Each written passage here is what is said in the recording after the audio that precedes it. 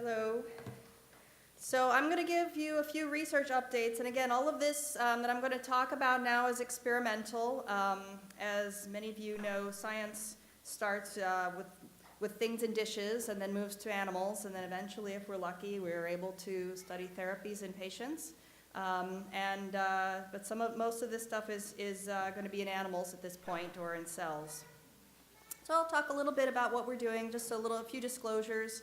I have research support from BioMarin. I'm on a data and safety monitoring board for Ionis, formerly ISIS Pharmaceuticals, and I'll be talking about experimental therapies as I've just mentioned.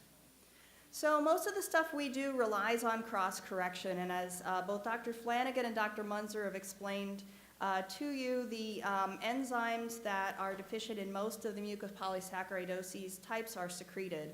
And the fact that they're secreted and can be taken up by another cell via the mannose-6-phosphate receptor system is really what enables most of these therapies to be so possible for MPS. And this is the scientific basis underlying enzyme replacement therapy, in which a transfected cell, like a Chinese hamster ovary cell, is forced to manufacture the enzyme. Then that's taken up and purified for use. Stem cell transplantation, in which a healthy donor cell is administered into the body to provide a source of the enzyme, or gene therapy, in which the DNA that encodes the enzyme is given to a patient in order to produce that enzyme, which can then correct other cells in the body. So I'm going to talk a little bit about intrathecal enzyme replacement therapy, or ERT, and we've been studying this since 2003 for MPS I. And as Dr. Munzer mentioned, intrathecal means putting the enzyme into the cerebrospinal fluid. The cerebrospinal fluid is fluid that naturally exists in the brain and in the spinal cord area. It is inside the brain in ventricles. This is a picture of a rat brain showing the ventricular system lit up with a fluorescent dye. But that fluid also is on the outside of the brain. It goes into the folds of the brain and goes down and around the spinal cord. Now, enzyme replacement therapy, as you know, is a manufactured version of the natural enzyme that's deficient in certain types of MPS. That currently it's approved in the United States for MPS I, II, 4A, and 6. And that current intravenous enzyme replacement therapy, as administered, is not likely to reach the brain in sufficient amounts for therapy and to treat the disease there, because the blood-brain barrier protects the brain from large proteins such as enzymes from crossing in.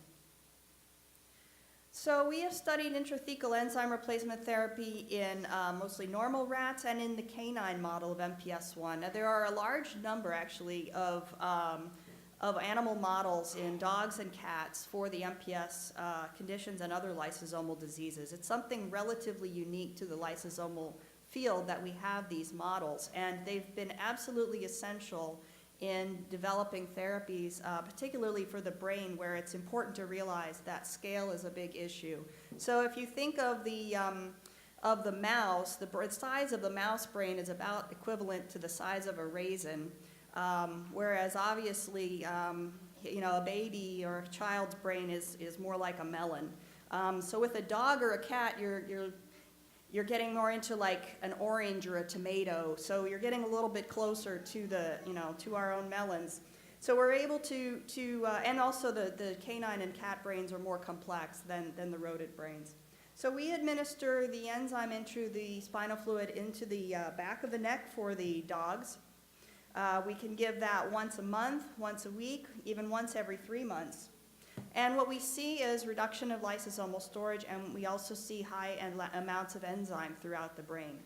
And so here on the top is shown some spinal motor horn cells, so spinal anterior horn cells. These are motor neurons in the spinal cord, and they have a large amount of glycosaminoglycans in the MPS I dog.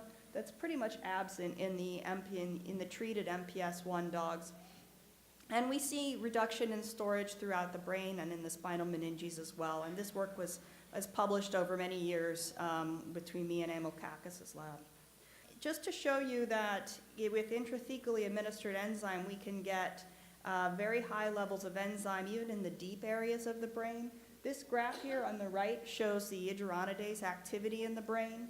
So this scale here, the y-axis, is a log scale, so you can see it goes from 1 to 10 to 100. And then down here are the different regions of the brain, the frontal lobe, the cerebellum, the basal ganglia and thalamus, which are fairly deep nuclear structures, hippocampal formation, which is another deep structure that's important for memory, and the brainstem. This dashed line is the mean of the normal carrier dogs. And these bars here that are low down here represent animals that are treated only with intravenous enzyme replacement therapy. The black bars, however, are the animals that were treated also with intrathecal enzyme replacement therapy. And you can see that even in these deep nuclear structures, we were able to achieve carrier levels of enzyme, which would be corrective. So what about intrathecal being repetitive? You don't want to have to give this once a week. Can you give it once a month? Can you give it once every 3 months? Can you give it in a lower dose? How long does it take the glycosaminoglycans to come back? So we did this study with amilcacus in canine MPS I, where we did all of these regimens and then looked at the glycosaminoglycans in the brain. And the white bars here are the normal animals. The black bars are the untreated MPS I animals. And as you can see, the spinal meninges has a very large amount of glycosaminoglycans. There's clearly glycosaminoglycans in the brain. But all of the treatments showed normal levels of glycosaminoglycans in the brain at 48 hours after the last dose. And even if this gray bar here, which is called low dose hiatus, even if you wait 3 months after the last dose, you still don't see significant accumulation of glycosaminoglycans in the brain, indicating that it might be possible to treat as infrequently as every 3 months. This is a graph showing glycosaminoglycans by age in the treated animals. So glycosaminoglycans, unlike urine glycosaminoglycans, which decrease with age, in the brain they accumulate over time and increase with age. So this is a graph showing the normal levels of glycosaminoglycans. The black are the untreated MPS I dogs, and the gray are all of the treated MPS I dogs, and the glycosaminoglycans in their brain were at or below the normal mean in every treated animal. So our canine work with intrathecal enzyme replacement therapy was really the first demonstration that for MPS I, recombinant lysosomal enzymes could actually penetrate into brain parenchyma from the cerebrospinal fluid, because prior to that there was really a concern that there was an ependymal barrier into the tissue itself. But we were really able to show that you can achieve therapeutic levels even in deep structures of the brain, so that there is some penetration into that tissue. We were able to achieve levels of enzyme that were therapeutic and that greatly reduce or normalize lysosomal storage. And we were able to do this with a frequency of administration that was clinically practical, so every month or maybe even every 3 months, which is much more possible to do in a human patient. So as Joe mentioned, there have been several clinical trials for intrathecal enzyme replacement therapy that have started. This was the first one. This was our study of intrathecal Laronidase for spinal cord compression, which Joe was actively involved in as a member of our advisory board, and many other people helped with as well. And we had hoped to treat up to 10 patients with Hurler-Scheie or Scheie form of MPS I and spinal cord compression. Now, going back a few slides just to show you the reason that we looked at the spinal meninges, if you see there's this huge amount of glycosaminoglycans in the spinal meninges and a huge reduction in glycosaminoglycans with intrathecal treatment, 57 to 70% reduction in glycosaminoglycans in the spinal meninges. So we were really hopeful that we could treat disease there for patients and maybe give them a little bit of space that would clinically help them. So we planned a study with 4 intrathecal injections administered once per month of 1.74 milligrams of Laronidase diluted with artificial spinal fluid for a total volume of 9 mLs, which is pretty much the maximum or close to the maximum volume that you can give in a bolus injection. We gave it in patients in a lumbar injection. Giving it up at the top of the neck is what we've done in canines and I think in cats, but in lumbar injection is what's clinically done in patients. And what we did was put patients in Trendelenburg with their head down a bit to have gravity aid transit toward the brain. And a 1-year extension study was also performed. So these results are now published. You can find them in Molecular Genetics and Metabolism from last year. We were able to enroll a total of 5 subjects over the course of the study, most of which participated in the pilot study, but one was only enrolled in the extension study, and had a variety of age group and a variety of duration of their spinal cord compression.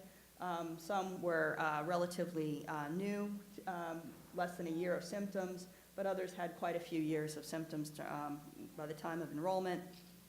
Subjectively, everyone who was enrolled in the study reported improvement in their symptoms of spinal cord compression. There was one subject who had stable symptoms during the extension, and another who was enrolled in the extension study who experienced worsening symptoms and required surgical decompression therapy for her spinal cord compression. Neurological improvements that were seen included improved strength, range of motion, and sensation. And this is just a table showing some of the neurological changes that we saw in patients in the pilot study. We saw one subject had a disappearance of lower extremity pain and temperature asymmetries with improved vibration sense. One patient had some improved strength and range of motion. One had improved balance, decreased spasticity, and another had a improvement in a reflex. We looked at some scales to try to objectively quantify this. One was a Japanese Orthopedic Association scale that's used in patients with spinal injuries, and we used a lower extremity subscore, basically just looking at functions in the legs. So that's this graph here. As you can see, there's a maximum score of 6. One subject was at the maximum at the time of study and stayed there. This subject was near the maximum and stayed there. This subject had a very low score and stayed low, and there was some variability here. This is a functional independence measure, also used for patients with spinal injury and as a measure of ability to perform activities of daily living. Also stayed flat during the study for the subject. 6-minute walk test was similarly stable during the study. And CSF glycosaminoglycans, which decreased in the Hunter patients treated with intrathecal elaprase, didn't really show much change over the interim treatment time in these patients. However, it's important to note that 3 of the subjects were at or near normal levels at the time of enrollment. So in our canine studies, we had seen reduction in CSF glycosaminoglycans, the animals treated with intrathecal enzyme replacement therapy. So this is showing glycosaminoglycan levels in the cerebrospinal fluid pre-treatment, and after the first treatment, they're already down and they stay down for the duration of therapy. But in humans, we actually see in patients on intravenous enzyme replacement therapy, we see a reduction in CSF glycosaminoglycans. These are some of the original patients treated in the Aldurizime trial back in the 90s. Their CSF by week 26 showed a reduction of glycosaminoglycans. So it may be difficult to quantify CSF glycosaminoglycans for intrathecal Aldurizime at any rate for MPS I, given this change. Now, one of the big questions about intrathecal enzyme replacement therapy is whether there'd be a big immune response to the protein. We know that patients who receive intravenous enzyme replacement therapy make antibodies against that, and would that happen in the CSF? The short answer is that for most patients, no. There was only one in this study who made any significant antibody response against the protein. And again, these were patients who'd been on intravenous enzyme replacement therapy for at least 6 months prior to the entry of the study. So they were already exposed to the enzyme. So this subject showed an increase in the CSF antibody that's shown here with this dashed line, and concomitant with that showed an increase in the white blood cell count in the CSF. That's this dark line with the dots. This patient was treated with a dose of steroids and then pre-medicated with steroids, and as you can see, everything went down. And this is the extension study that the subject was enrolled in, and the spikes never returned returned in that subject. There was also a cytokine increase concomitant with this antibody spike that also went down with therapy. This is the white level here. It stayed low. So in summary of this study, the intrathecal approach for MPS appeared feasible. We were unable to demonstrate a therapeutic effect in this small sample. And as Joe mentioned, the spinal meninges are only part of the contributor to spinal cord compression in MPS. There's quite a lot of ligamentous thickening, and also the dural thickening can be, the meninges can be very fibrosed, and it may be very difficult once they have thickened and fibrosed to treat them, to reduce the size of them with enzyme. The one patient with a possible inflammatory response was managed easily with steroids, and we are currently studying intrathecal enzyme for cognitive impairment due to MPS I, and we're hoping to have some preliminary results for that within the next year. So I want to talk briefly about Sanfilippo syndrome. So we have studied the NAGLU, which is the enzyme deficient in Sanfilippo B syndrome, and specifically we tagged it with an insulin-like growth factor 2 tag. Now, insulin-like growth factor 2 happens to use the mannose-6-phosphate receptor for recycling. So it's a natural way to get into the cell without using mannose-6-phosphate, but still using the mannose-6-phosphate receptor system. And when we tag NAGLU with IGF2 and make it as enzyme replacement therapy, we find greatly improved uptake into cells. So these are results we published back in 2014. This is showing uptake into MPS IIIB fibroblasts. The black is NAGLU that does not have IGF2 tag as you increase the units of activity that you apply. And then here is the NAGLU that does have the IGF2 tag. And so we saw a greatly improved uptake with the IGF2 tag. So we performed a study in Sanfilippo B mice, and again, this was published also in 2014 in PNAS, which is available open access.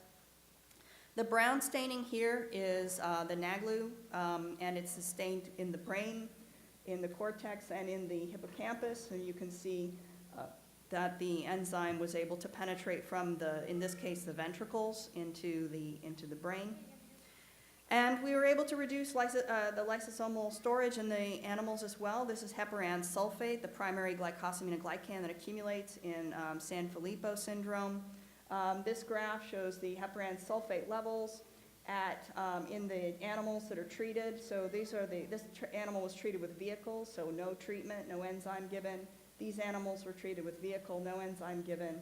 And then these animals were treated with NAGLU-IGF2.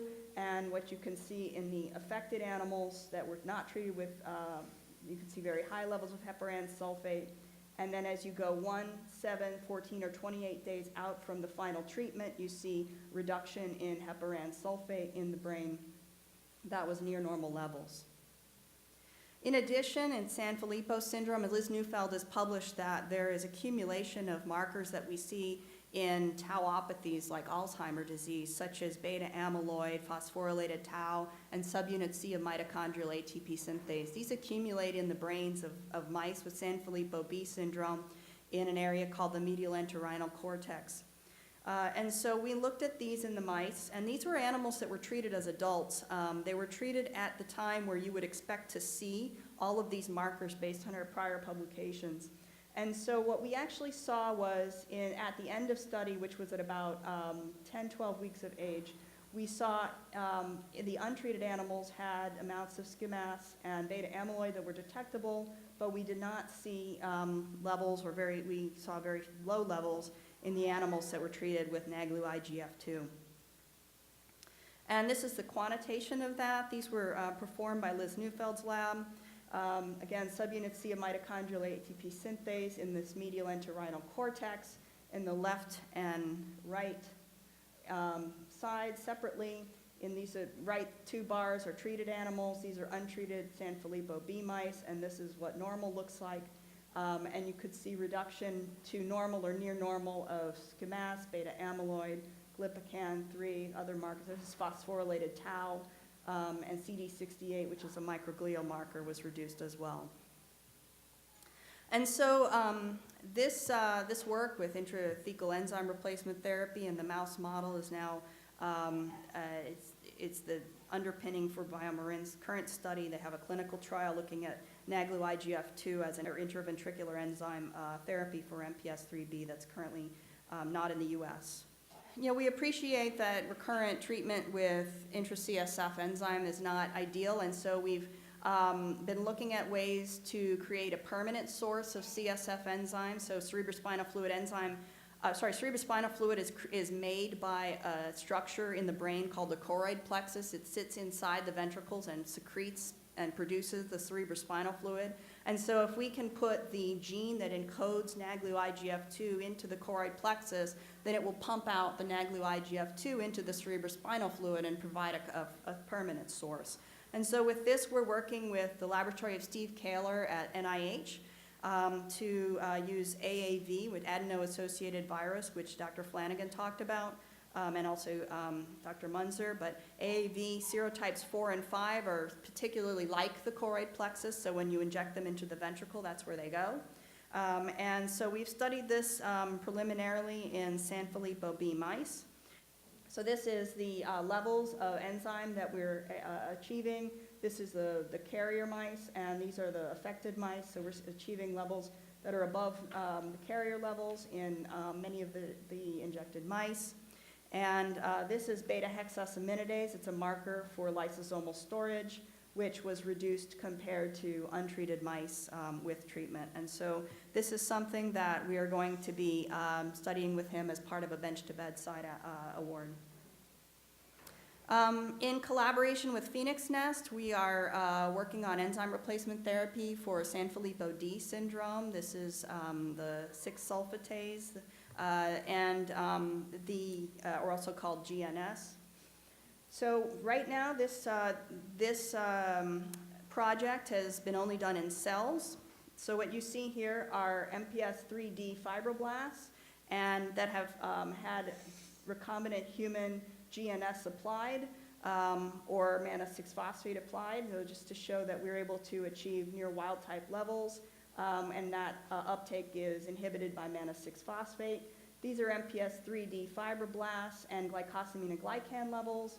The black bars are untreated MPS IIID fibroblasts, the gray bars are treated MPS IIID fibroblasts, and the white bars are normal. So we're able to normalize glycosaminoglycans with the GNS treatment. So this is currently being supported by a small business translational grant from NIH.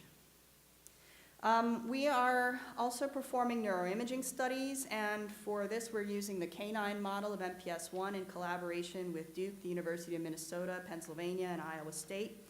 And this is a longitudinal study in dogs to correlate neuroimaging and neuropathology. And what we found is that Elsa Shapiro and her group have been performing longitudinal imaging studies for MPS I, and we are using the Canine model to supplement those studies, because the Canine model gives us the opportunity to actually look at the underlying pathology and help her better interpret the neuroimaging findings that she sees in the patients that are enrolled.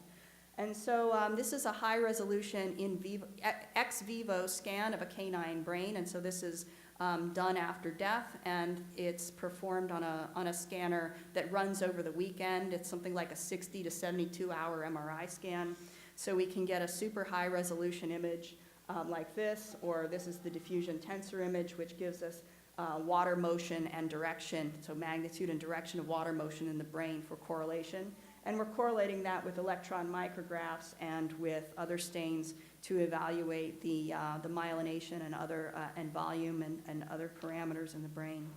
So one example of what we've used this for is to determine how intrathecal enzyme replacement therapy might actually benefit patients with MPS I. And so this is a corpus callosum volume loss study in MPS I dogs. So this structure here is a white matter structure called the corpus callosum. This is in the carrier normal dog. You can see in the MPS I dog, the corpus callosum is very thin, and we were able to preserve the volume of that structure with intrathecal enzyme replacement therapy. And so this is the bar graph just demonstrating that. These are the volumes of the CC or corpus callosum. in the carrier and IT-treated dog compared to MPS I. We also looked at diffusion tensor imaging, which again has to do with the motion of water and is a measure of the integrity of the white matter structures.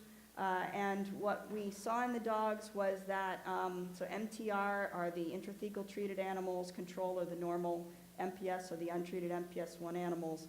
And we were able to see values that were midway in between control and MPS I in the intrathecal treated animals, suggesting that we may have prevented some loss of white matter integrity with intrathecal enzyme replacement therapy. So on the neuropathology side, we have found that there may be a myelination defect in MPS I that may underlie some of these imaging problems that we're seeing. And that this myelination defect may actually occur fairly early in life, which was not what we expected, at least in the canine model. We do not know what happens in other animals or in humans at this point. But here on the right is a graph of the expression of myelin-related genes. So these are the proteins that help make up the myelin sheath. The myelin sheath surrounds the axon, which is the communication fork of the neuron, if you will. So the neuron puts out a little arm that's supposed to talk to the neuron, the next neuron or the leg or the arm, and it's wrapped in a myelin sheath that helps it conduct that impulse to where it's going.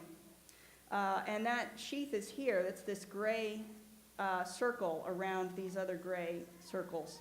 So that dark gray circle is the myelin wrapping up that axon or that arm of the neuron. So that has proteins in it, and the protein expression is, the genes encoding that protein, the expression of them is all very low, even at 6 weeks of age in dogs compared to normal expression. And when we look at the ultrastructure of the myelin in the corpus callosum, what we see are fewer myelinated fibers in the animals at 6 weeks of age. And in the older animals, we actually see a normal amount of myelinated fibers, but the myelin is thinner. And so we're currently studying the composition of this and the course of this to determine what impact it might have on disease. So this is just an example of some of the things that we can do with these animal models and how we not only use these animal models to develop therapies, but circling back as we try to develop good endpoint measures for human clinical trials and figure out whether we're having a therapeutic effect, these animal models can be really important because, as you can see, you know, we can do neuroimaging studies, but we can't always easily interpret what they mean. With these animal models, we can not only do these neuroimaging studies, but we can correlate those measures with the actual brain pathology and biochemistry in a way that we simply can't do in human patients. And so we are currently performing this work and hope that we can yield new results soon that are helpful to these longitudinal studies. So I just want to acknowledge the many people who worked on this. This is at our group. We have in my lab Shishin Khan and Stephen Lee. And our collaborators, Linda Polgreen, Agnes Chen, Michelina Iacovino, and Sui-Fen Cho. We've recently recruited Dr. Cooper from London, who is a neuropathologist, and we have coordinators and other people who've worked on this as well. Other projects that we're conducting that I don't have time to go into, we've been looking at the immune response to enzyme replacement therapy and what role that might have on the effectiveness of the therapy.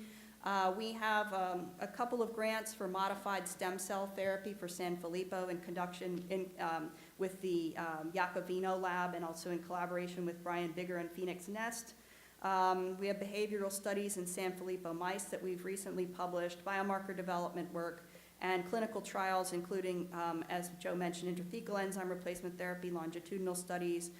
Dr. Polgreen is conducting a study of adalimumab for MPS I, II, and 6. That's an anti-inflammatory drug as well. So that's just kind of an overview of what we do. We have many collaborators, and I'm happy to, and so I'm going to acknowledge them, and I'm happy to take any questions. Thank you.